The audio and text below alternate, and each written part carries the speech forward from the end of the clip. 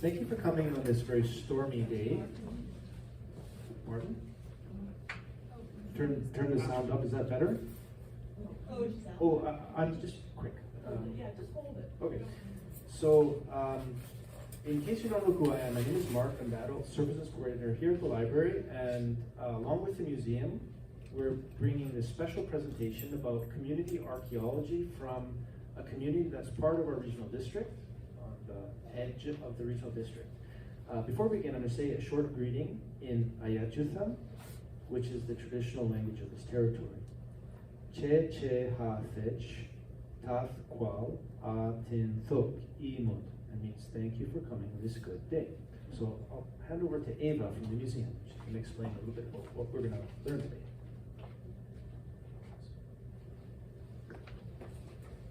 Hi, thanks everyone for coming, and thank you so much to Mark and the library for co-hosting this with us, and thanks to Sean and Dana for offering to do this presentation. We've been really hoping to collaborate and to share a little bit more about archaeology that's going on in the region, and I think it's going to be a really wonderful presentation.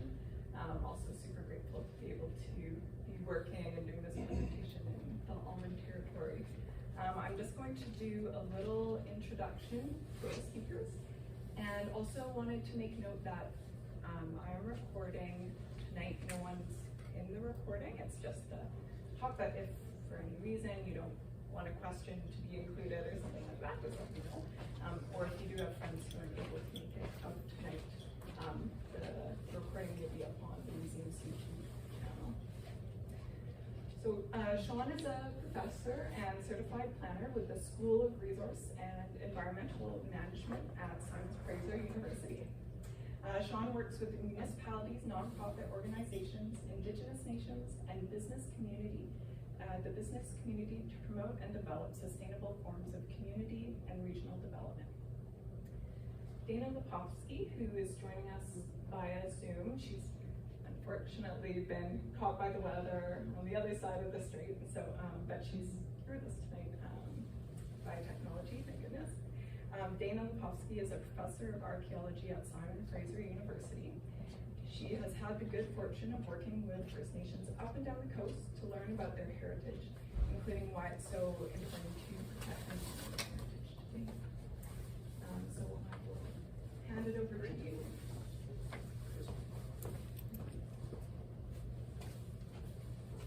Okay, is that working? And the speaker, I don't know what the speakers are. Yep. Okay. Well, good evening, everyone. Thank you so much for braving the weather to join us. We're really honored to be here. Huge thanks to Mark and Ava for inviting us and for organizing everything. Mark, thank you very much for bringing Indigenous language into the welcome and to honor the place that we're all gathered this evening. The title of our project, the xʷɛʔɛt piece, is Northern Coast Salish for Lasqueti Island. It translates into yew tree. And you can see right in the name of the project, the xʷɛʔɛt Lasqueti Archaeology Project, our real intent and purpose, which is to bring together settlers and Indigenous peoples and nations together to learn about Indigenous archaeological heritage and Indigenous cultural heritage, and to bring people together really that have a connection, both past and present, to the island, so that we understand this process better. What we're going to do is split up the talk this evening. So I'll start us off, and then Dana, who's up there in the far top right of the screen there she is waving to everyone, stuck in Comox. Can you be stuck in Comox? Lots of people really love being in Comox, but I guess you're just stuck there this evening. But we can see you, Dana, and she'll jump on in a few minutes, and we'll sort of share the presentation as we go along.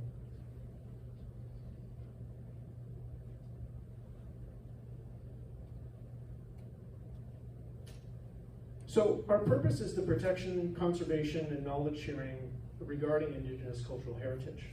And just as a sort of a grounding point to get us started in terms of what this means, Indigenous cultural heritage has really diverse meanings. and interpretations depending upon the community or the culture. I'll just share a brief definition from the Indigenous Heritage Circle, which states that for Indigenous peoples, cultural heritage refers to ideas, experiences, objects, artistic expressions, practices, knowledges, and places that are valued because they're culturally meaningful and connected to shared memory or linked to collective identity. That's a very expansive definition of Indigenous cultural heritage, which has certainly been a part of my learning throughout this project. Importantly also, Indigenous cultural heritage can be inherited from ancestors or it can be created by people today for a legacy for future generations.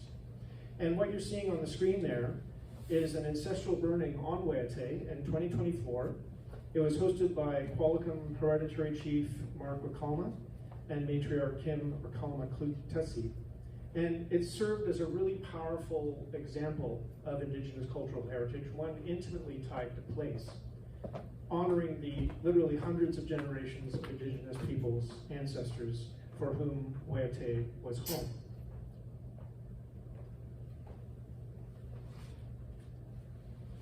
As we got into the project, though, we heard an expression over and over again, which really speaks to the intersection of the disciplines that we're bringing to this project. You might have heard in Mark's introduction that I'm a planner. I teach community planning at Simon Fraser University. I'm not an archaeologist, although I'd like to become one in my next career, if Dana will have me as a student.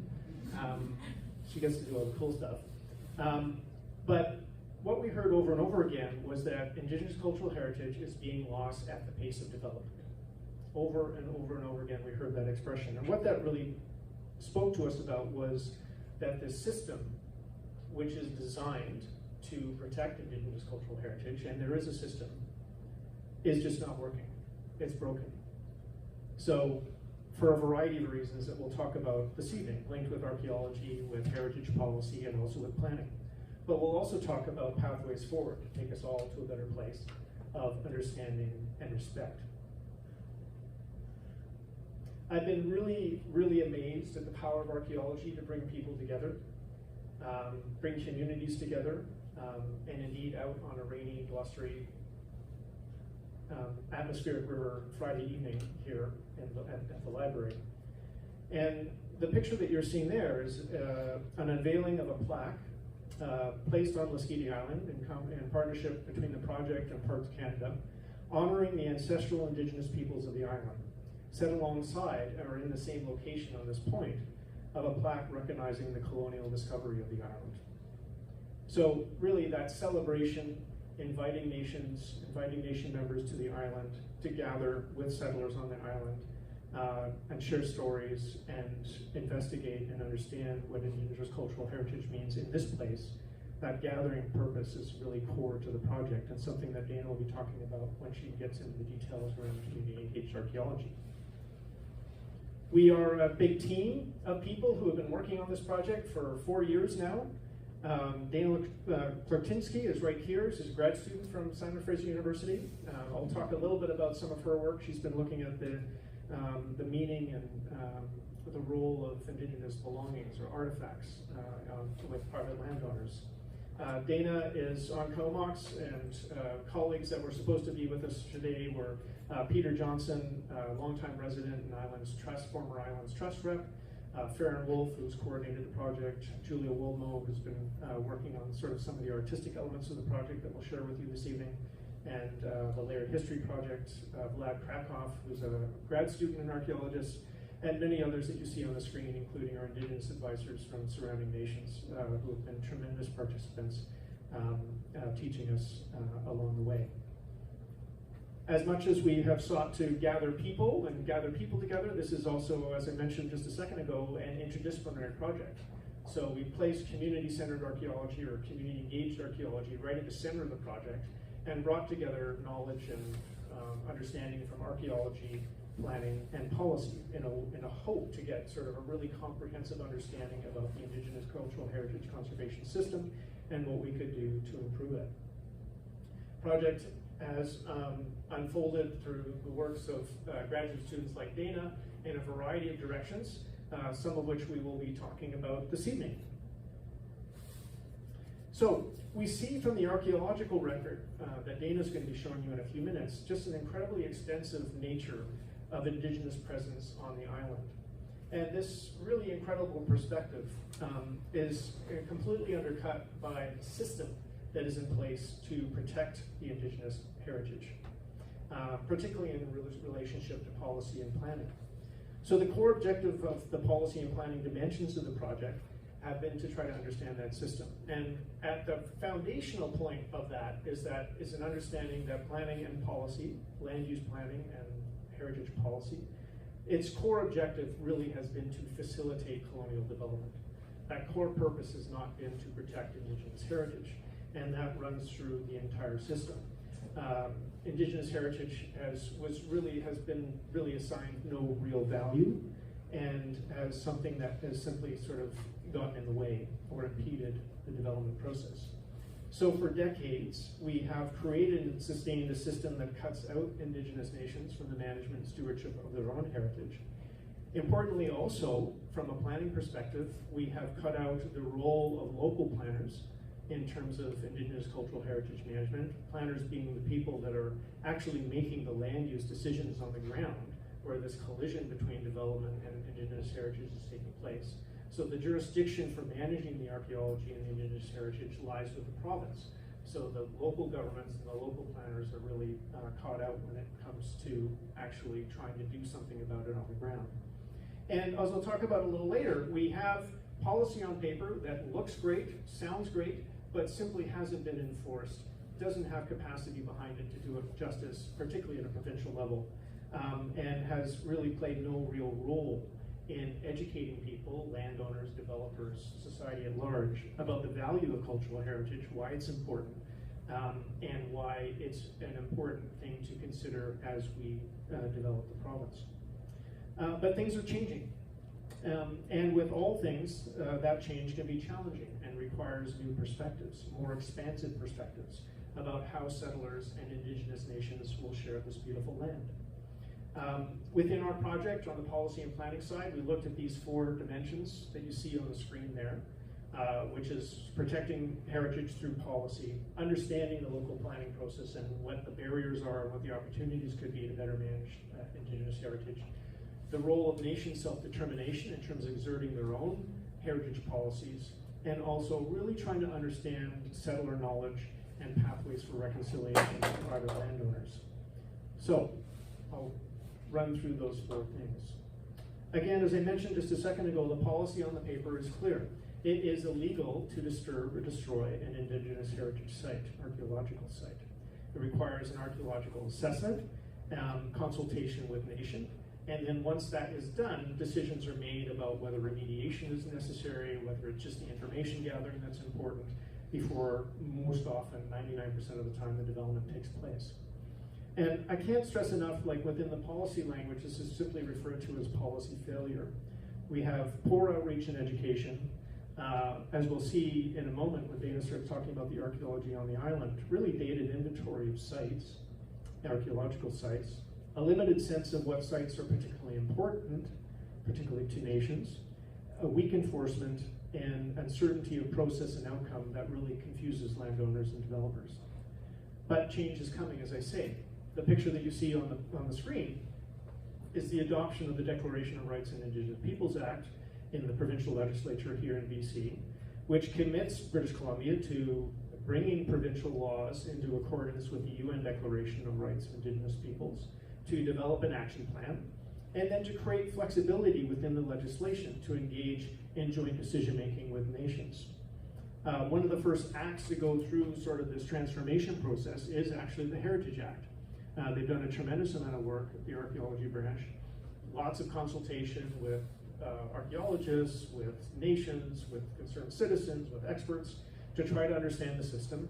And it's been an extremely extensive consultation. They have produced reams of documents and reports. They know very well, pages and pages, documenting what the problems are. So while this legislative change is currently on hold, probably because of something that's going to happen tomorrow in the election, we are hopeful that it will lead to more recognition of Indigenous rights, enhanced protection measures, more capacity within the system. That's a common complaint of everyone in the system, that they just simply don't have enough capacity to deal with it. An opportunity also to perhaps rescale some of that jurisdiction, right? So that more decisions are made closer to the ground at local levels. And also much needed public education. So while that's on hold, I think inevitably those things will come, either through legislation and agreement or through the court system, where nations have been stringing together victories for 3 decades now related to the exertion of their rights, particularly on unceded land. The second dimension on the policy and planning piece is actually the local planning process itself. Planning has been described by critics as a tool that spatializes oppression through domination, control, removal, and erasure of Indigenous peoples from their land and memories. But as local governments work to address this and engage in acts of reconciliation, as many local governments are doing, they face real jurisdictional limitations to do so. So even where they would like to have to exert more control over how development takes place in regards to Indigenous heritage, they are often prevented from doing so because the jurisdiction lies with the province, which, as I just mentioned, doesn't necessarily have the capacity to actually enforce and understand what's happening on the ground. So local governments and land use planning is really this collision point in the development process, something that we've referred to in one of the works that we're doing as a context zone. But the jurisdiction and approval lies somewhere else. One of the planners, you can see on the bottom quote there, described this to us as an emergency situation. Given the pace of development that's happening, particularly in this region and on the island, where Dana is this evening, the pace of development over the last 20 years, there's just tremendous loss of Indigenous heritage. So she was really complaining that there's this emergency situation that we're just not responding to with the sense of urgency that it requires. And we can see the impacts of that everywhere. We see impacts of planning and development from individual landowners to major industrial sites all around us. And particularly in more rural and remote settings, like Lasqueti Island, an area that does not require development permits, it's even harder to track and to understand what's happening on the ground. Where the knowledge of Indigenous sites does exist, it may actually lead to stealth development in more rural and remote regions, simply because the enforcement isn't there. I live in Vancouver, and if I tried to dig a large hole next to my house, I'd have like 27 people and inspectors on me within about 30 minutes. But there are things that local governments and planners can do.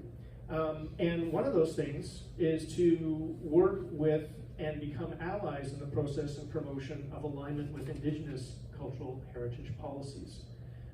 One of our grad students, Mary Kelly, who graduated from the Resource Environmental Management Program, she worked with the Comox Nation on understanding their own cultural heritage policy, a policy they made available in 2020. And what this means is that nations like the Comox are simply exerting their self-determination, articulating for themselves and for developers and landowners within their territory what their heritage policies are, what their priorities are in terms of conservation. They're not waiting around for the grinding process of legislative change with the colonial government in Victoria. They're simply staking for themselves what their heritage policy is. And it's actually tremendously helpful because it creates more certainty for everyone. As I mentioned, local governments can't actually require that developers and landowners acquire what they call a Cultural Heritage Investigation Permit, or CHIP. They can't require that local governments do it, but the Islands Trust, for example, is making it a part of the development process and application process within their jurisdiction. Other municipalities in the region are educating landowners and developers and really encouraging them to follow the cultural heritage policy of the Comox. Again, it creates certainty for developers and opportunities for broader education of landowners. Really important also is the identification by the Comox of high priority areas. So these areas are really important to us for Indigenous cultural heritage. There's going to be a higher level or of development required if development's going to take place in these regions, if in these areas, if not outright conservation. And the last area that I articulated in this slide earlier was really trying to understand private landowners, settler knowledge, and sort of pathways for reconciliation, really at individual and landowner efforts. It's a really complex issue. And there's not a lot of tremendously helpful information out there about how to do it. When you consider a place like Lasqueti, where the vast majority of the land base on the island is private property, obviously settlers and landowners have to be engaged in this process, and often they just simply aren't. And guidebooks that talk about it say really helpful things like, consult with landowners, period. Right? It's not great, right? So, you know, what we've been really trying to do, and the work of Dana's graduate work here has been really important in this, is to understand this issue, and again, look at the opportunities for building more control and stewardship of Indigenous cultural heritage at the local level. So our findings here are really oriented more towards understanding the perspective of landowners and what the effective mechanisms could be for engaging them in this process more productively. So, you know, we looked at a variety of different things here in terms of perceptions of regulation. Often landowners simply don't know that their property contains a heritage site or an archaeological site. That is a byproduct perhaps of gaps in our real estate process, for example, either intentionally because it might impede the sale of might slow down a sale of something, or unintentionally. The real estate agents are very much a part of the knowledge gap in this area as well. And the real estate agents that we've talked to within the project have been really open, saying, oh my goodness, like this information would be amazing for us to have. Thank you so much, right? So there's a real knowledge gap there that's taking place, and also an opportunity. There's considerable resistance, particularly I've heard this throughout the islands, around the imposition of top-down regulations. Right? People tend not to like regulations, being told what they have to do. And a preference for information and education and incentives to do the right thing. So more carrots than sticks. The question is whether or not the carrots are actually successful in bringing about the behavior that you want to see in terms of the protection on the ground. So, and there's also a real lack of clear information from the archaeology branch about the archaeological process. And I think they've been trying to get better at it, but our experience is people just don't know, right? So for very legitimate reasons, often settlers just are not aware of the process. In terms of knowledge and concerns, again, on research that we conducted on the island, really highly variable levels of knowledge about Indigenous heritage. And this on an island with a resident archaeologist on the top right of the screen over there, who has lived on the island for 20 years, writing into the newsletter, hosting events, showing up at the farmers market and the fall fairs, and really engaging the community for 20 years, to say nothing of 4 intense years of this project. So even in that situation, there's really highly variable knowledge about what's out there. The lingering myths, colonial myths about Indigenous occupation and presence on the island are very stubborn. We hear phrases like, well, the Indigenous peoples never lived here. They may have hunted and gathered, but they didn't live here. And the archaeological evidence just shows that it's just simply not true. But it's a very stubborn piece of certain colonial heritage in terms of the displacement of Indigenous peoples in this region. And then another layer of complexity here is active misinformation, which we're wrestling with as well.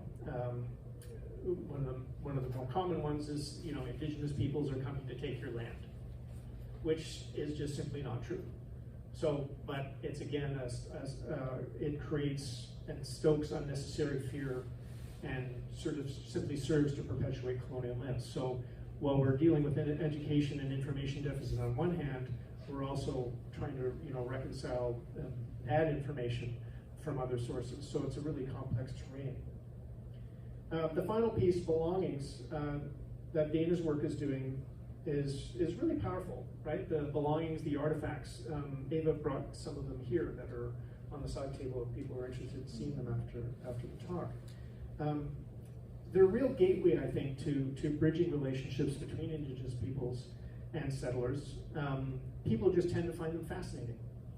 And our interviews reveal a real sense of care and stewardship for the belongings, not wanting to see them sit in a basement warehouse in Victoria, for example, and really wanting to do the right thing with these Indigenous belongings.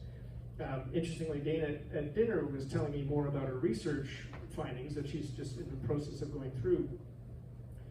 And what was causing that shift in thinking of really valuing these objects was knowledge. Prior to the project, or prior to sort of the general education that's going on right now, linked to the Truth and Reconciliation Commission, for example, the Passions of Agrippa and so on, is an awareness of these objects which previously, even 5, 6, 7 years ago, may have been perceived by the holder of them as simply a novelty. They're now starting to understand the value of the objects and are viewing them in a different way, to say nothing of the extent to which it links them to an understanding of the continuity of Indigenous occupation on the land. So it's playing really tangible roles in deconstructing some of those myths that I just talked about. So it's a really fascinating element of the project, and again, a real gateway to sort of having conversations and bringing settlers and Indigenous peoples together.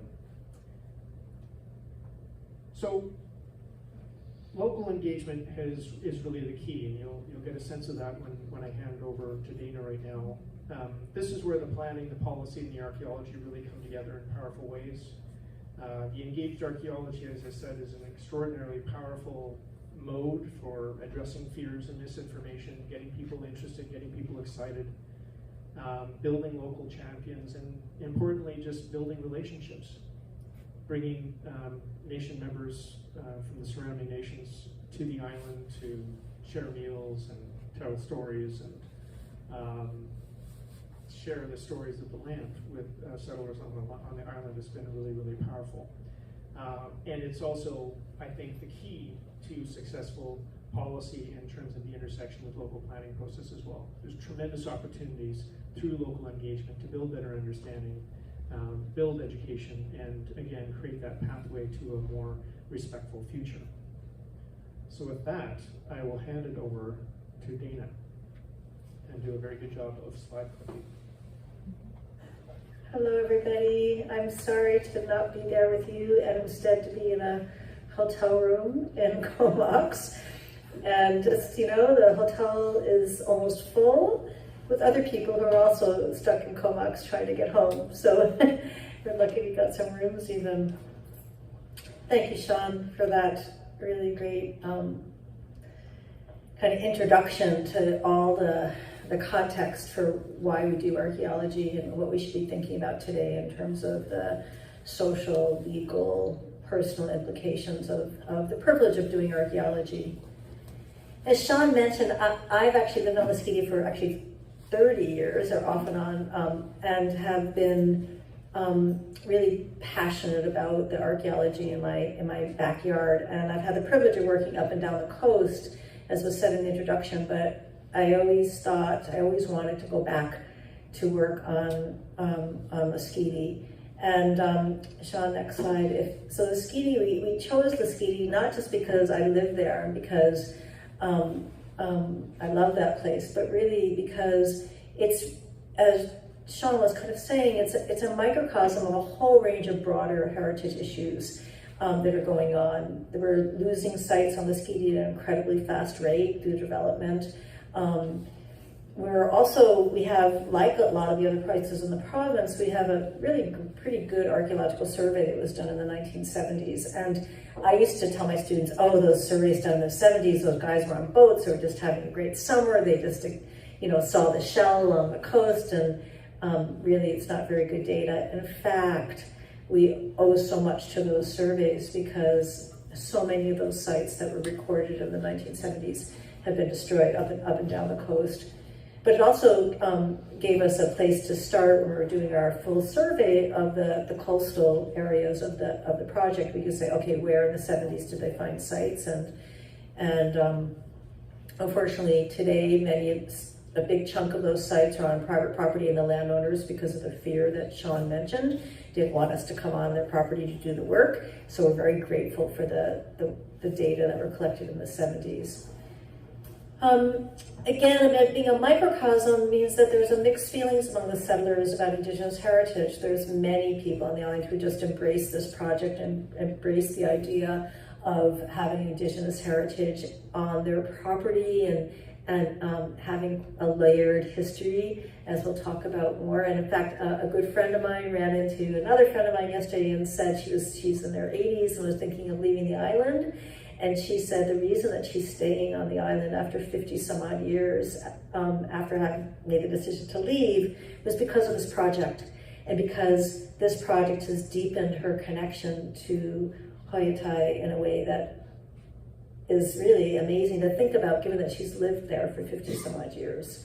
So there is that, and then there's on the other side of the spectrum people who are more fearful and really wish we would go away. And then finally, in terms of the microcosm, is that there's 14 nations with historic connections to Lasqueti, to Hōʻaitai, and that means that it's very complex socially, politically, but it's not the only place in the province like that. So we're doing a lot of negotiations from settlers to settlers, from settlers to nations, from nations to nations, a lot of facilitating discussion. And the core of that discussion, what brings people together, is the archaeology. And that's what community-centered archaeology is all about, is bringing people together to talk about these hard issues with really cool stuff. Because we all know, everybody in the audience knows, that's why you're there tonight, that archaeology is cool. Okay, Sean, next one. So, because I live on Lasqueti, it means that I have community connections, and I can actually just call up people and say, hey, can we come to your property? Can we do work there today? And, we're kind of interested in this. Can we come to your land? And it's really meant that I could be immersed in the community doing work. And really, I've done community engaged work from the beginning. I've been taught by my Indigenous mentors and friends up and down the coast. But it's always been that I've been there for a couple, 3 months in the summer, maybe I go once in the winter, but I have to leave. And so actually being there year round and having those connections and having those small and big conversations, on the ferry, on the road, really makes a big difference.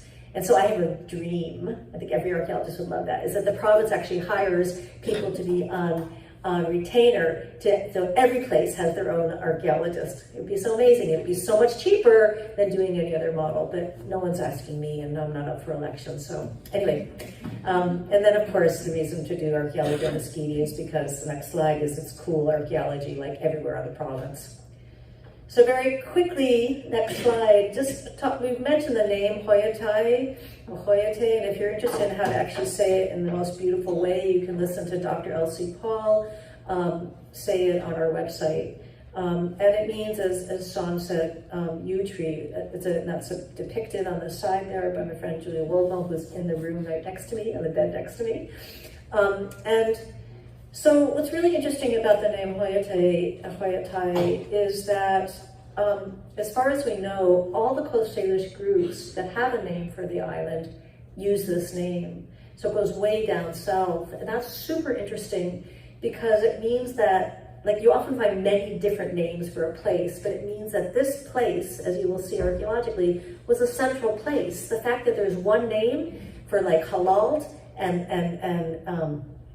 Nanaimo peoples and Comox peoples, that they all have the same name, means that they're all gathering at this place in the past. So I'm just going to read you this. This is from Boas, who many of you know is a famous ethnographer, a German ethnographer in 1891. Boas's shtick was that he believed that the quote-unquote Indians were going to be dying out, and he wanted to make himself famous by recording as much as he could about indigenous people up and down the coast. So this is the translation of the origin story about Hōʻaitai that he recorded in 1891. He did record who he was talking to, so I can't attribute it to a knowledge holder, unfortunately. But I'll just read it to you, and then I will tell you a story about this name. A long, long time ago, Hōʻaitai used to be a tree standing upright whose top reached up to the sky. Down this tree, the people descended from the sky, as did deer with white backs and black legs and antlers, which bent forward and covered the sides of their faces. When people had arrived on Earth, they pondered how they could bring down the tree. So two men called the rats, and these are mythical rats, and told them to gnaw through the tree. When the rats had gnawed for 20 days, they had almost reached the middle of the tree. The two men then told them to start from the opposite side, and here too the rats gnawed a deep hole. While the rats were gnawing, the people sang in order to keep their spirits up, and the people were glad that the tree would fall soon, and they sang, "Oh, let it fall and not break. Many deer will live on the trunk, and we will build our houses on it." When the rats had finished their task, they ran out of they ran out of the tree and it fell over, but the top broke off and it formed Eidixon, and that's Harwood Island. Many deer then lived on the island.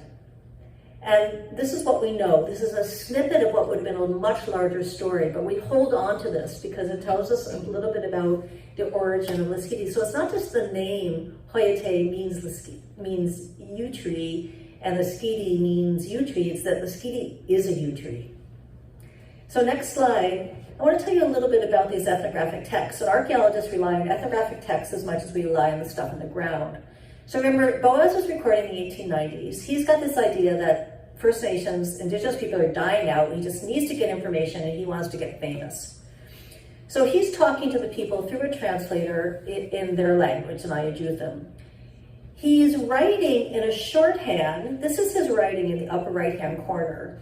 And it was a shorthand that was used in the time, but he had his own variation on the shorthand, and plus he had abysmal handwriting. If you think it's looking like chicken scratch, Boaz says in his notes, I hope I can read my notes. Yeah, so this wonderful man in Reiner, who's an anthropologist in Germany, actually made it his life's work, because look at it, it would be a life's work to analyze Boaz texts. So he goes back to the original, and what Boaz did is then he would translate the Ayajuthem, in this case, to German in his notes, and then he'd take the German and turn it into something publishable, and then it got translated in English. And what we're finding out is that Boaz actually took quite a bit of artistic or anthropological license in recording things and making it palatable. Remember, this is a guy who wanted to be famous. So the xʷɛʔɛt Lasqueti is not bad when you look at the original, but you see things like the rat, as you know, is an introduced species. So what is that about? So it's actually, the original term was slalakam, which means like heavily ritualized, very, very powerful being. He translated it into German as the rat of the savages. And that's what we got. And then it becomes rat in the public version. So I just want to caution you when you think about looking at the ethnographic texts, if any of you are out there, to think about, remember who's recording them, and that we don't have the original voices anymore. And when I talked to my friend Kwaksi Stala, when he looked at the Kwakwakwa texts, he would read these, and he'd read them in the original language, because where did these come from? They made no sense to him at all. So that's just a cautionary tale that I've just learned, and I think it's really important to pass along. Okay, next slide. So xʷɛʔɛt, this island in the middle of everywhere, you can see it's in the middle of the strait, and you know, we live on an island with a bunch of back-to-the-landers and settler families, and people went going to Lasqueti in historic times because it was considered to be in the middle of nowhere, and people could kind of get away from it all. It was a perfect place to, you know, kind of start fresh if you're avoiding the draft, or whatever it is that you're doing. But if you're a coastal peoples and you're going by canoe, not by car, and you're not relying on ferries during atmospheric rivers, you can see that the xʷɛʔɛt is in the middle of everywhere. It's not in the middle of nowhere at all. And that explains why all those different groups have the same name, because it's in the middle of the Salish Sea.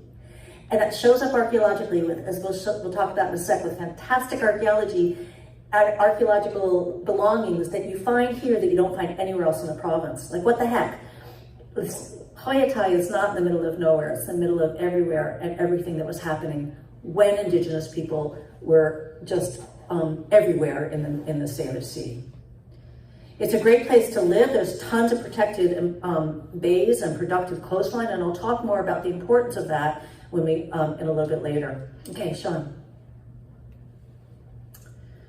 So one of the ways that we can measure the social interactions on xʷɛʔɛt in the past is by looking at the belongings or the artifacts and asking, where does the tool stone come from? Where does the stuff come from? So if you're wondering, the picture on the lower left is not a tool stone, it's a dog bone, and dogs, and looking at ancient DNA is another way we can track social relations, because dogs were carefully bred, and so who got to share the genetic stock of the dogs is another way to track those relations. But I could talk a lot about this because it's been on my mind a lot, but just really to tell you, if you look, we have some exotic materials like the nephrite or jadeite celts or adze blades in the upper left. They're coming from the very best sources in the Lillooet-Lytton region, which generally in the rest of the Gulf Islands, we're getting the not as good sources from Hope. We have slate that comes from Jervis, so we don't know. We have even the lower right, that's another exotic. And really the most stunning is that big, big piece of obsidian. See my hands on it? It's in the upper right middle. Can you see that big thing that was like the size of a bowling ball? So my friend Tom Weinerth on Lasqueti called me up and said, hey, I have a big piece of obsidian. Do you think that your team could figure out where it comes from? It was found on Lasqueti 80 years ago in a midden, in an archaeological site. 50 years ago, Tom traded a half hour of excavator time to get this. He really wanted it because it was a rock hound. It sat in his rock pile for 50 years. He calls me up and says, can you deal with this? I said, well, sure, I can send it to my people like Dr. Rye McMillan, and we'll see where it comes from. So if you go to the next slide, Sean. Rye ran the data on this, and basically there's a way of, you can see Rye here in the upper right looking at, zapping that stone, and it looks at the mineral content. It gets a printout in the lower right there. And when you have big brains and knows lots of statistics like Rye does, you can actually figure out what volcanic eruption or what source does this come from. This piece of obsidian that I can barely pick up comes from southeastern Idaho. In the distant past, people traded this very, very valuable, fine grained material that you can't get locally. They walked it in a backpack, then probably paddled it down the Columbia, and then up the strait to Lasqueti where it sat. There's only a couple very, very small chips taken out of it. And just about a month ago, Rye was doing work in northern Vancouver Island. He found these teeny chips of the same material. So people, instead of like having to go down to southeastern Idaho, they're bringing the source material to Lasqueti, and you can't imagine that would be hundreds and hundreds, maybe thousands of this finest material was sitting there as a source material, just sitting there on Lasqueti, and they were doling it out. It's the island in the middle of everywhere. Stunning. This source isn't found anywhere else in BC. It just gives you a glimmer of what it's like to be in the middle of everywhere. Okay, very quickly, I'm looking mindful of the time. So that's cool to look at kind of the sources of toolstone, of those artifacts that come from far afield, but about 80% of the artifacts are actually local, fine grain, not coarse grain materials that aren't that great. They're actually kind of cruddy. So you have this really the best of the best and the kind of not so great stuff.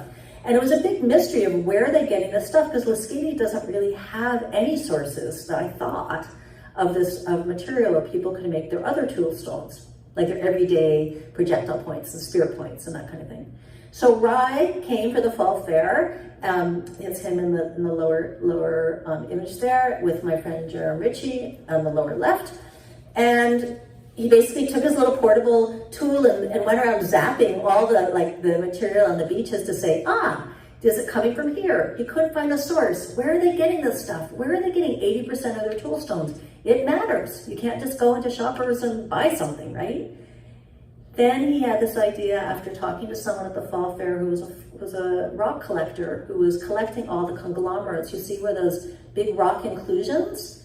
And you can see like that up in the upper middle slide, I don't know how big it is, you can see that's made of these conglomerates. You all know what conglomerate is? You have this fine-grained matrix with these big, beautiful rounded stones in them. It's glacial material that's been is now a sedimentary rock. People were harvesting these rocks on Lasqueti from these conglomerates. And we know that because that matches the mineral makeup in these stones matches the material we're finding archaeologically. And the ancestors left us, in Rye's hand, he's holding it out, the ancestors left us a stone tool sitting on the conglomerate, sitting there for 1,000 years. It's one of those rocks that's been chipped. They took out what they want and they left it for us to find it just a week and a half ago. So it was kind of putting the nail in the coffin. Okay, now we know. We have the mineral composition. We know now where the Lasquetians are getting the toolstone. So it's very, very cool to actually know those kind of details. And that's one of the beauties of doing archaeology on an island where you know everybody and where you know all the places, because then you start to understand the social and physical landscape and how integrated Indigenous peoples were with their surroundings and each other. Okay, very quickly, next slide. So as I mentioned, we did an archaeological survey of the entire coastline. We went at the low tide so we could find all kinds of fish traps and clam gardens and stuff. This is us walking the ground here. The upper left there is my friend Christine Roberts from Wewaycom. She is one of our advisors. And basically what we do, Sean, if I get you to hit the video, basically what we do is we take something called a percussion core and we jam it into the ground, as Katie and Rufus are doing there. Is that working? There we go. And you're just jamming with that hammer, you're just basically pushing into the ground those tubes. So it's a really low impact way of getting a whole stratigraphic layer of all the layers through time. So we don't have to dig holes anymore if we want to know how old a site is, which we do. We do want to know.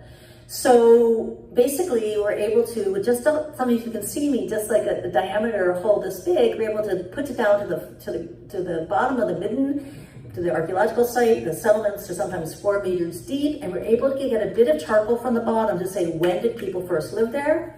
We can get a bit of charcoal on the top, and we say, when did people stop living there? And it's that way that we were able to construct the settlement history of this island. Okay, next slide. Next one again.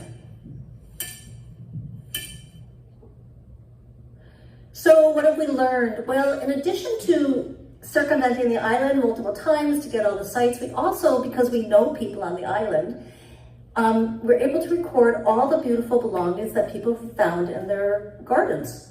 And every May, when people are working their gardens, I get 2 to 3 emails or calls saying, hey Dana, what's this?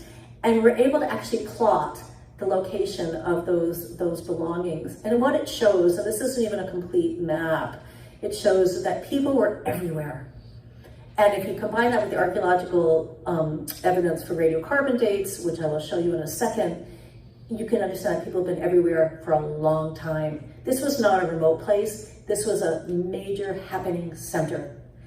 But in the lower left there is just showing you those pink areas. For each of those dots, we actually have very detailed, high precision boundaries of those sites, so it's really helpful for landowners to know. Yeah, okay, so next slide. We know that based on the archaeology, that people were living there through the 1860s or 1870s, when disease swept through and people probably left in a permanent way, and thus the myth developed of people not living there permanently. But we find these culturally modified Douglas fir trees, so beautiful. You can see people are removing bark. This is a very indigenous thing to do because Doug fir has the hottest bark on the coast. And you find those all over the island. The image on the upper left is basically showing you all, and we've been to Squiddy Bay on the south end of the island. There's like 50 or 60 of these. We find these trade beads. So we know people were there, but probably not living permanently because there's no records. And again, that's where the myth started, that convenient myth. Indigenous people didn't live here, they only came there occasionally. Well, that's not so in the deep past. Next. We know from the artifacts from people's gardens is that people are doing a variety of things. Like you find these isolated finds, and they're everywhere all over the island. And they're elaborate tools, there's hunting tools. They're things that you don't take, camping. You take this, like I liken it to your grandma's china. You don't take your grandma's fine china camping, like that beautiful hand maul with a hand in it, with someone holding that. That took, Chief Katsolano of the Squamish Nation said that in the day those used to take 10 years to make. High status items, not taking them camping. People are living here full time. Okay, next slide. So archaeologically, what did these settlements look like? We're on the coast here, and I really want you to see, these names don't mean anything to you, but what you can see in all these slides is these flattened areas. See where the big question mark is? That's a site we couldn't get on, but I'm dying to, because that whole flattened area, it's called Orchard Bay. It was flattened not because there was an orchard, that was before people were taking heavy material, but because indigenous people are taking shell, bringing it on land and flattening the land to put their houses on it. And of course, those also are the great places where people live today, because people, oh, it's obvious, you know, First Nations went to the flat places. No, they created those flat places. And then we take advantage of them. And when I worked in Desolation Sound for so many years, it was amazing. The earliest logging in Desolation, like the logging trucks would go along the flats, and it surprisingly didn't hurt. And they were going along the house platforms because they were flat, like as using this kind of as a roadway. And stunningly, the sites were intact underneath the logging routes. So really, one of the things we're trying to do in this project is get the community to see through archaeology eyes that they would look at that and say, oh, that's not a natural landform. No, that's a constructed landform. No, that's a settlement that could be as many as 6,000, 7,000, 8,000 years old. Okay, next slide. So I'm going to go through these very quickly. I just want to honor here my graduate student, Vlad Krakow, who's in the room next door, also stuck here in Powell River. But just to show you kind of what it looks like over time. So Sean, you could go through these really quickly. We have settlements starting at 8,000 years ago when people were just coming here to camp, next ones. And through time and next, we start to get more and more settlements and people start staying put. So at 7,000 and 8,000 years ago, they're coming and leaving, but then we know by 500 years ago or 1,000 years ago, the island is basically just packed with settlements. Anywhere that they could have made livable, they did. Yeah, and I should tell you too that there's many more dots on the map for settlements than we have. This is only based on the dates that we have. Remember, many of the landowners wouldn't let us on their property, so there are places down south, we just couldn't get dates on them. But imagine this to be a very rich, full landscape. Okay, next slide, please. And to live on an island means you have to feed yourself. Now, of course, the land was more abundant in the past, but we know that there was major cultivation and management of both plant and animal foods. You can see a fish trap here in the lower left, and a clam garden in the middle, another fish trap on the right. The cultivation of camas, you can see there's remnant camas where the sheep haven't eaten it. And crabapple groves, a very important food that was cultivated in the past. Next. And when you have that many people together, you get defensive, as we all know. So the Hōʻaiataia also has its share of lookouts or defensive sites, and we have radiocarbon dates on them, and they're quite spectacular. I don't really have time to talk about them, but they're part of people living densely together and being on the edge as they were with another neighboring language group. Okay, next slide, please. So we remember that I talked about Hōʻaiataia being an amazing place to live today, and in the past, because of all those little bays, and it was sheltered. Well, it's actually quite neat because when you compare the Lasqueti to the neighboring island of Texada, you can see that Texada has almost, 4 times bigger in terms of area than Lasqueti, right? And you can just see that. But if you actually trace the coastline of the two, because Texada, even if you've been to, has very few bays and most of the coast is quite straight, and in fact, they're mostly cliffs, you couldn't live there anyway. Lasqueti actually has more coastline than Texada. And again, when you start calculating livable space, much, much more. So we realized that places like Texada with that central spine, even where there are bays, you can't actually get over to see your neighbor. And unlike today, where we're kind of recluses, in the past, it was all about social connection. The Coast Salish world was all about who you know, and it still is that today. It's all about kin connection. I was just visiting my friend in Jesse Rakalma in Qualicum, and it was just instantly we start talking about connections up and down the Salish world. People are related and connected. So too in the past. And that's why Lasqueti, being in the middle of it all, we're in the center of that social network. So what we did is actually talk to islanders who know how to get around by boat and water, and we could actually map out the locations of how far it would have been to walk or to travel to the neighboring communities. And we started to develop a really neat picture of the communities within the community of Hōʻaiataia, how they developed through time. Because we can say, okay, this bay versus to this bay, although in a southeaster you can't get around and it would be big as slog, it's only a 10-minute walk over a trail that we're sure was maintained in the past. So we, again, can start to imagine those nested relationships that are so characteristic of Coast Salishness. So that's, next slide, that's just kind of very quickly just to give you an idea of some of the little bits of the archaeology that we have discovered and been privileged to discover. The archaeology of xʷɛʔɛt, I did not know would be as cool as it is, but it's, well, I think the archaeology record rarely ever disappoints.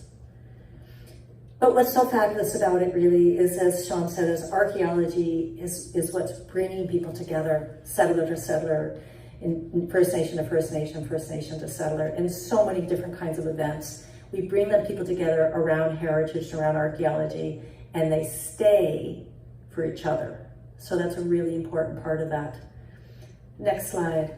So really in so many ways, here's just the plates that we needed for the first burning to honor the ancestors. We put the word out. We needed I can't remember how many plates, 60 plates, and 15 platters. You can see those platters got offered to the ancestors with food on them. People just did these beautiful carvings.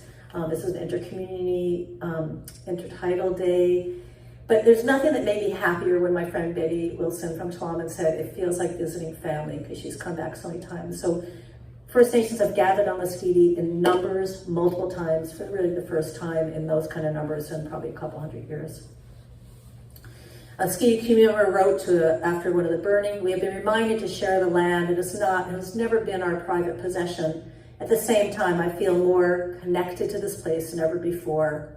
The ancestors touched each one of us. We must always remember the ancestors who were here before us and not let them be forgotten for so long again. So, what's up next? Lots. Let's keep going.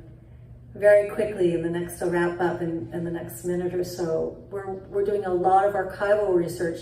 Julia, who's sitting here, is diving into the archives. It's really all part of archaeology, and we're finding some disturbing things about the settler past, like we found lots of skeletal remains when the men were digging to get the truckloads of seashells for road surfacing. The depth of the cement accumulation of seashells estimated at 15 meters. So for those of you thinking, 15 feet, sorry, for those of you thinking imperial.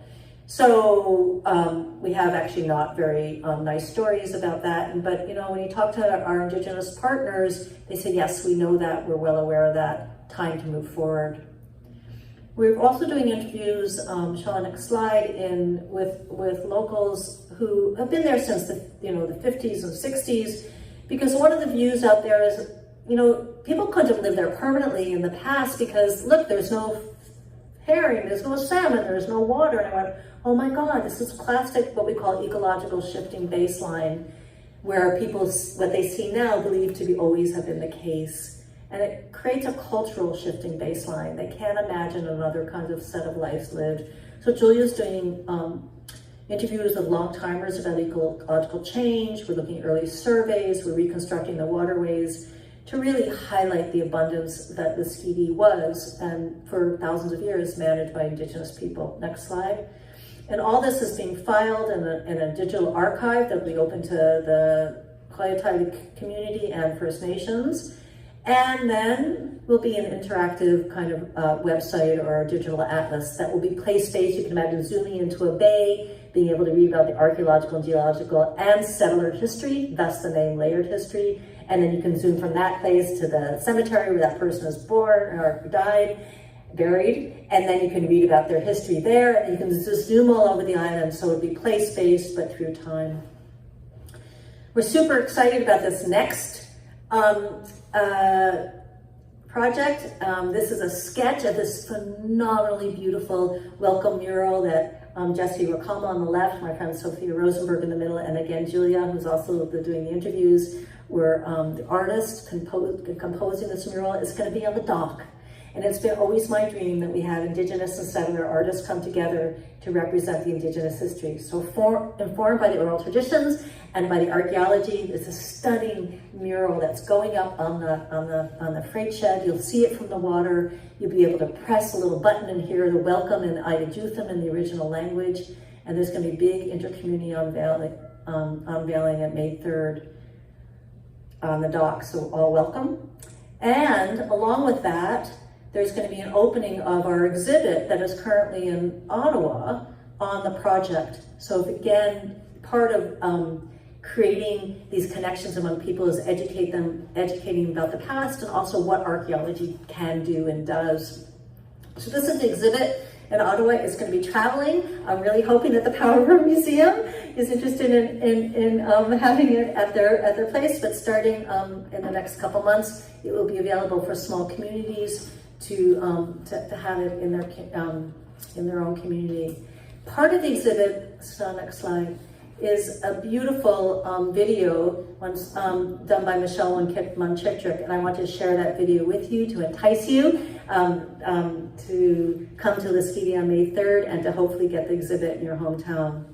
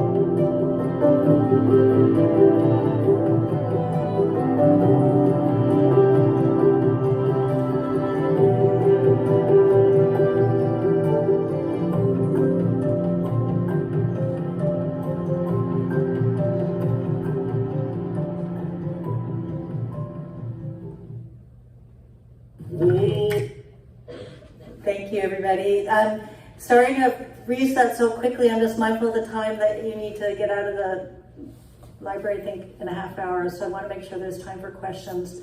But that's all from me. And just, I wish I was there with you. So, yeah, thank you very much.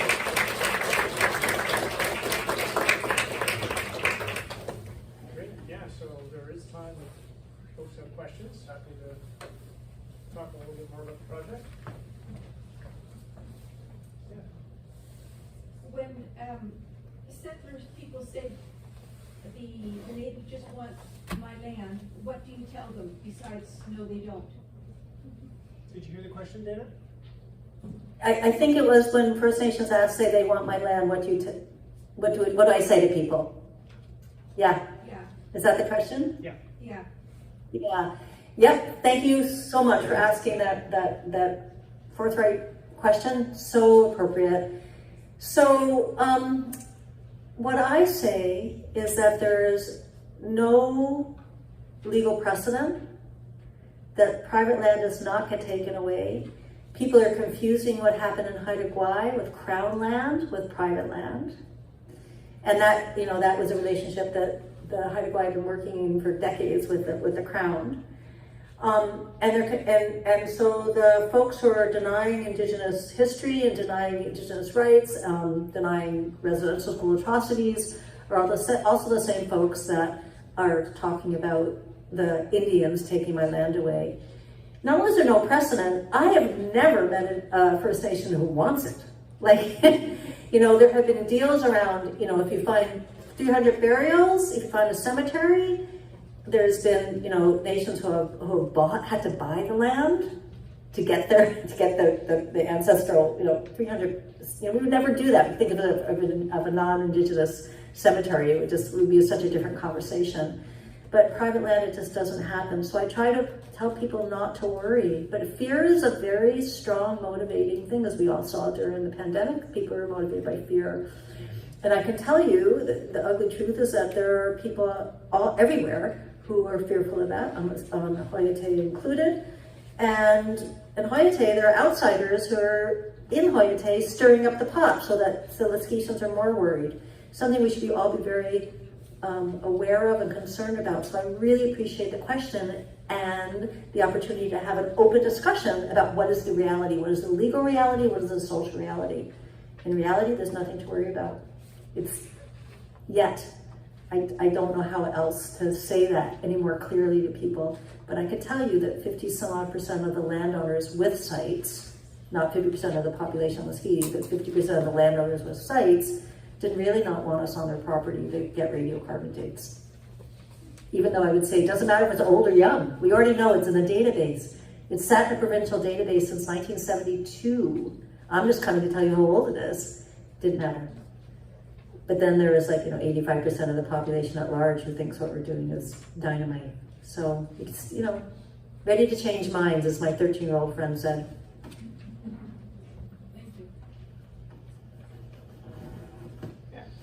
What was that tool called that you used to collect samples?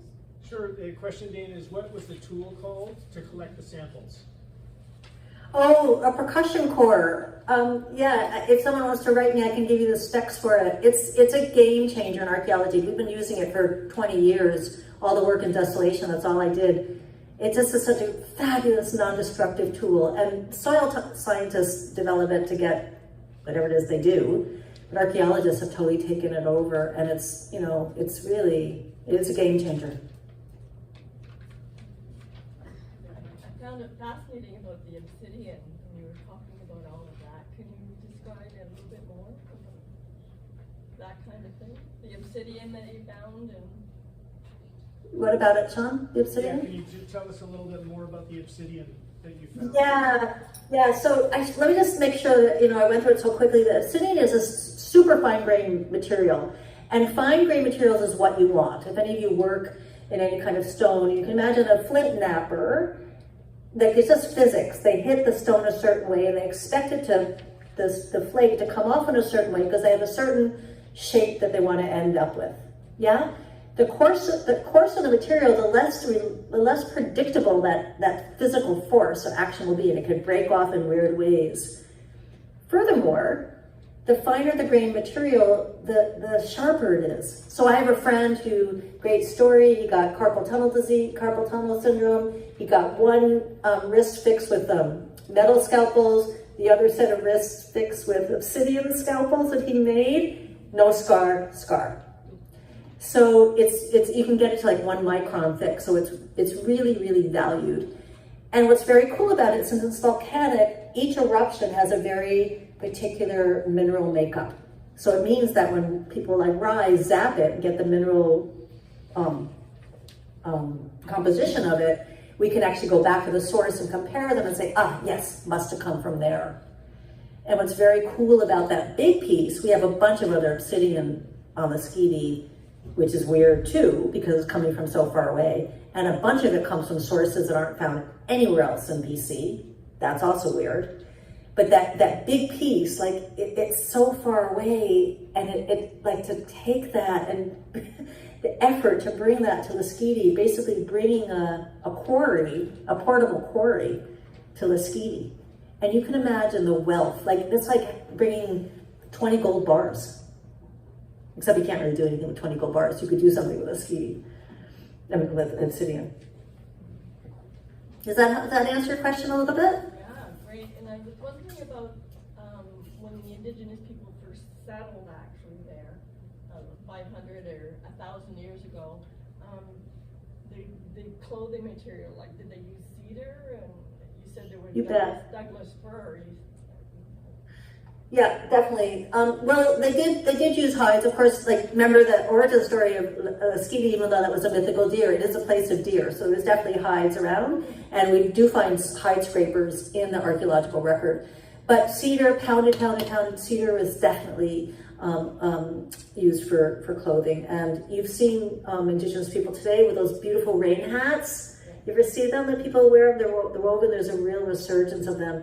They're amazing for keeping off the rain. They're waterproof, and so people would, make really fine baskets, like tightly woven baskets, and that would hold water. Like there was no pottery for these folks, and they would put boiling stones in it. And they could boil in these baskets. Like cedar was called the tree of life for so many reasons. Yeah. And I guess it was later when the settlers came that I've been over to Lasqueti before, and the deer, just amazing. There so many of them, and sheep. After settlers and farmers were there, and then we gave it up, so the sheep were wild. So I guess wool eventually would have been. Yeah, and the sheep are really interesting because, or any browsers, like there's the whole relationship with people and critters is off. After 10,000 years, 8,000 years of living together. So people used to hunt deer a lot, and so the browsing would have been kept down. There, of course, were no sheep, and we would browse like crazy. But also things like, you want to think about like sea urchins, like the archaeological sites are full of sea urchins. And we don't have very many sea otters, not river otters, but sea otters in the coast. So, in the outer coast, sea otters eat urchin and control the urchin population, and so you have healthy kelp beds. I believe that people in the past played that role because there's so many, if you ever took a sea urchin shell and smushed it, it's microscopic. But I've seen layers like this of sea urchin that go on forever. That's tens of thousands of sea urchins. So they're controlling the population in the past, and that's keeping the ecosystem healthy. It's keeping the kelp beds healthy. But we've fallen out of that. Likewise, seal, important food. We don't have a flavor for it anymore. We just think they're cute. We have too many seal ecologically, right? So, that relationship with indigenous people evolved over millennia, and it all changed quite quickly, as you said, with the settler population. Hey, Dana, thanks so much for your passion and work on throughout your life, actually, that you've done here. I have a quick question about the species of dogs that you mentioned. Yes. I guess it's a twofold question. Are the genetics from these dogs still around? And secondly, I understand some of these dogs may have been used for wool in the past. Do you know much about that, and can you elaborate there?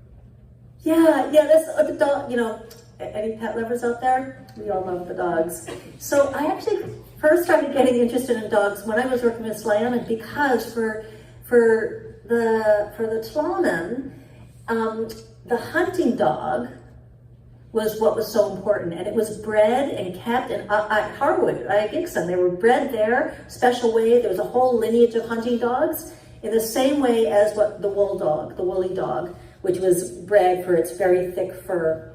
So I encourage all of you to look up my friend Audrey Lim when you get home, and her work out of the Smithsonian. She cracked the code on the woolly dog, and we're working with her to try to figure it out for Lasqueti and for Tla'amin dogs. Basically, this guy, Gibbs, in the 1850 something, had this dog that was mostly a woolly dog. He got it in one of the reserves, and it followed him around, and then he donated the pelt when it died, like I guess you did in those days. So she started, during the pandemic, she was kind of going, what can I do? You know, can't go out in the field. She came across mutton. So she could actually take fur from mutton, and she was able to isolate not just the woolly dogness, the woolliness, but also the color. Isn't that phenomenal? So then she can now compare it to our archaeological samples and ask, does it have that woolly dog, the woolly genetic code, and what color was the fur? So then we can now start distinguishing the hunting dog, highly valued, bred very carefully, from the woolly dog based on Audrey's work. And yeah, I'm very excited about that. That's so cool, thank you. So the conservatives have said that they want to repeal DRIPA if they get elected, and I was just wondering what your thoughts are on how that would affect HCA and archaeology. Could you repeat that, Sean? That seems important. It's if the Conservatives provincially win the election, they've talked about repealing DRIPA. So what impact would that have on the Heritage Transformation Project or the Heritage Conservation Act? Oh, yeah. Take it away, Sean. I think what it might do is slow that process. I don't think it's going to fundamentally alter the trajectory of the arc of it.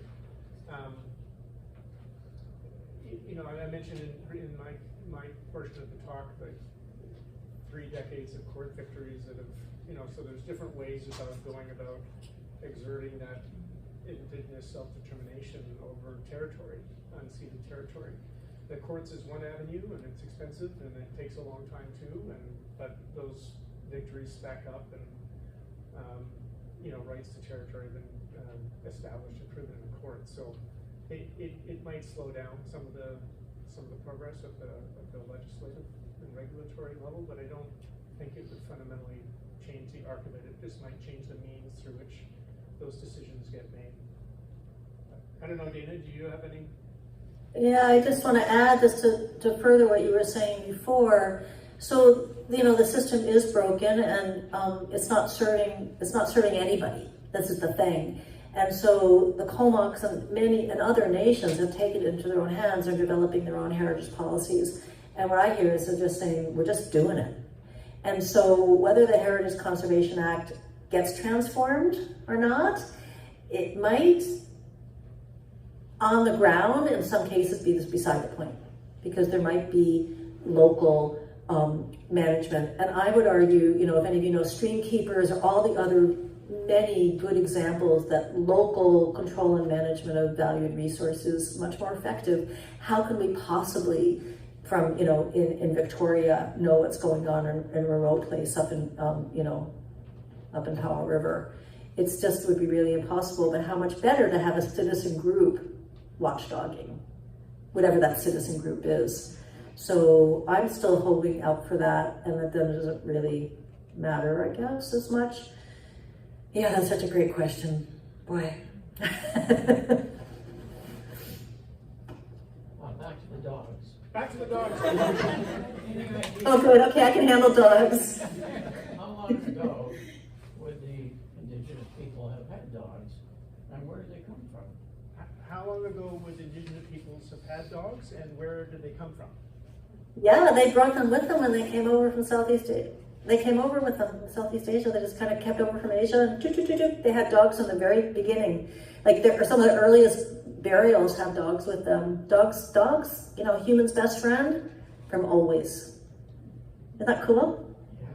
Yeah, so they've been around, and they've been co-evolving with humans pleasing them, however it looks, and, you know, for a long time.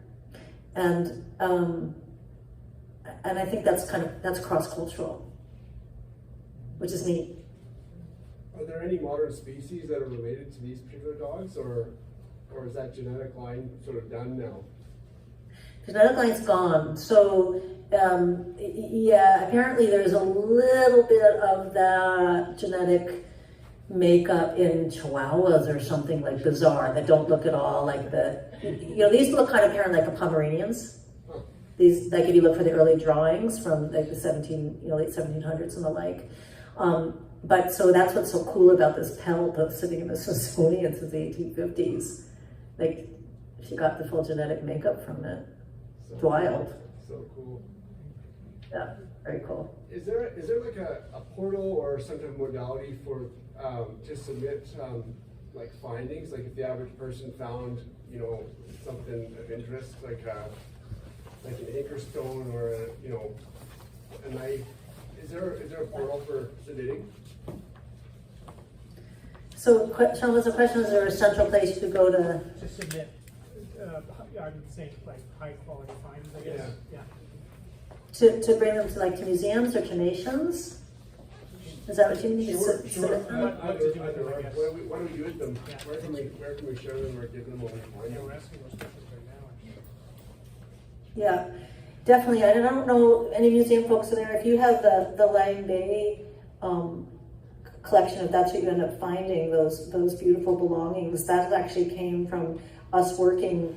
Actually, I was doing a community event, a presentation at the museum, and it was packed, like it was crazy. And then I was kind of answering questions, and then someone passed up this artifact, said, "What do you think about this?" And I went, big crowd, where does this come from? It was like a 10,000-year-old projectile point. I went, excuse me, audience, I just need to take a moment here. And then I needed to talk to those folks, and we ended up becoming very good friends. And they ended up donating the collection to the nation, and it's being housed at the museum.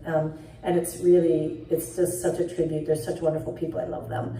And it was just a really, really good journey. And it was actually that experience that really, one of the reasons that we're motivated to have the other Dana do this work, to ask, where should these things end up? Easy when you're in places like Haida Gwaii, where it's just Haida land. But what do you do, or maybe if you're Powell River, you're in core Tla'amin territory, but what do you do in places like Koyatai, where there's many nations who have connections, and where do they go? And suppose the nation doesn't have the capacity to store them. And so it's a real gray area legally, but also I think it's more important to me than the legal part is it's a gray area. Socially, we need to have that conversation. So you're asking the right question, and I don't have the right answer because we don't know yet. But Dana Kay in her thesis will figure it all out, right, Dana? Yeah. Thumbs up. No problem. Yeah, back. Oh, I think somebody from the museum wanted to speak to this. Oh, I sorry. was just gonna speak to that, point for what you can do. So, if someone does find, archaeological or maybe archaeological items, you can reach out to the museum, you can reach out to the nation, whatever is easiest, and we'll coordinate with each other. So all the archaeological specimens go through the nation first, and then the museum, that museum and archives is an archaeological repository. So on a case-by-case basis, we might be able to hold the items if that's appropriate and if we have the capacity to do so. I'm actually Rachel from the Oh, Nation. Rachel, yes. I'm the archaeology girl of the Nation. So if you find something in that region, it is great to reach out to us as a nation. We have a lot of people returning items, and as of June, we will be in a repository ourselves with the new culture center. We're working on that right now with Victoria and everything. So the best practice is if you see something that you strongly suspect is an archaeological artifact, geolocate it, take a picture even, so that I can see on your phone where it is on the map, and leave it if possible, and then we can send a guardian or one of our cultural heritage techs to pick it up for us. It's better to leave it in place just so that we can sort of understand if it's in a pre-existing archaeological site, or if we have to report it as a new site. If it's in danger of being taken itself, like if it's in a really high traffic area, we do appreciate it if you do pick it up and bring it to the governance house, and you can go to the front desk and ask for somebody in lands referrals, or Rachel, or one of us will be back there, and then we will receive it and take as much information as possible. And we get things returned all the time. So many times a month we have somebody bringing things in, or even just bringing something and asking, is this something, or sending emails, is this something, should I bring it in, that kind of thing. So we really, really appreciate it. And if you do have something in your possession already, don't feel guilty about it, just please bring it back. We would appreciate that as we've also had many, many things returned because of that, and it is very appreciated. Yeah, thank you for that. Yeah, that's awesome. You guys are really lucky to have Talon and being so proactive and together, and it's just really, yeah, it's fantastic. Amen. Thank you so much. This was an amazing event, and your enthusiasm for what you do, both of you, is just like infectious. I also really appreciated the piece around bringing communities together again. But also, I have to say, I was so moved by your work and how it illustrates the scale of genocide that was perpetrated by settlers in this area, and on Turtle Island more generally. And to bring it back to dogs, and Dana, maybe you could correct me if I'm wrong, my understanding is that the woolly dog was deliberately eliminated by settlers because its wool was used to weave ceremonial outfits, and such was the extent of the determination to eliminate cultural practices. That's what I've heard. But I found that a really moving piece of history when I learned more about the woolly dog and about the work that was done at the Smithsonian on mutton's pelt. And I think it's important for us to, I don't know, I think that's important knowledge to share. So, yeah. Did you hear that okay, Dana? Yeah. Yeah. Yeah. I just, if I can, you guys, I've been at this for a long time, and I just want to say that I really believe, even though some days I'm discouraged, that most people are good at their core and they're just sometimes fearful. And that's why I think that the archaeology, if you can have that, if it's just a way in for that conversation to happen, once you start having conversations, fears just go away, because there's no basis for truth. And I have just seen it over and over in my life, in my work life, that archaeology heritage opens doors, because there's something in our genetic makeup that makes us love the past.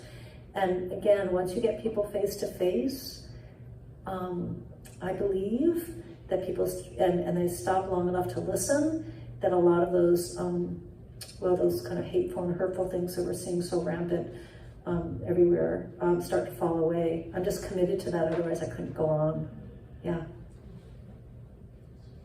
I heard you did a dig at Lang Bay, out at Lang Bay. You had a dig out at Lang Bay, where you dug up artifacts at Lang Bay. You did a dig in Lang Bay, Dina? Yeah, I did with on someone's private property. I don't want to. I don't know if they're not there. I don't want to say, but yes, we were invited onto someone's land to work with them, and it was a fantastic experience. And then, like I said, they donated the artifacts to the museum, and they were these early Holocene sites. So if you look at how Powell River's got those beautiful upper terraces, those flat terraces along which the road runs, like by the old part. That's actually an old sea terrace, so that was beach like 10,000 years ago. So if you want old sites are kind of up that high, and as sea level drops, like the younger sites are down low. So this was one of those higher terraces. It's very cool, huh? Did you have? I know the people personally. I'm not getting at names. I just wanted to know, have you done any other digs in Powell River along the coastline? Yeah, so the other folks that were working with Plum, and they found another site kind of just like this one. I think there would probably be a series of them on those old terraces with an early date. Just I would have expected it, and that's what they found. Like I'm going to get the date wrong, but it was something around 10, 11, something like that, 1,000 years ago. So when sea level was a little higher. So if you can picture that flat that I'm talking about along the road, I think some of those sites, or some of those little midden patches in people's yards are probably old, and it's cool, right? They're just kind of sitting on this long history. There was a time where they did an article on the water weaves, they call them, the fish. How do you do that? Weirs. And there are some in Powell River. And there is I know of a place that there is another that I don't think has been acknowledged. And wanted to point that out. I'm gonna talk to this lady. Yeah. I was gonna grab your back of your jacket if you tried to. Yeah, I know where it is. Wonderful. So we're getting close to the time that the library's going to close. This is a very fascinating talk. Thank you both for your knowledge and your keep up the good work. And if you have more to share, come back and share more, maybe details even. Thank you. Sounds wonderful. Thanks, Mark. Thanks very much, everyone.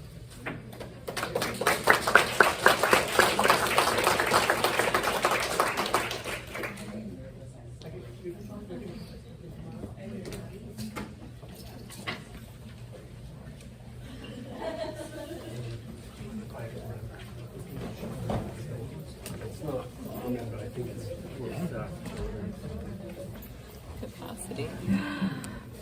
Oh no, it's still, okay, it's still being great.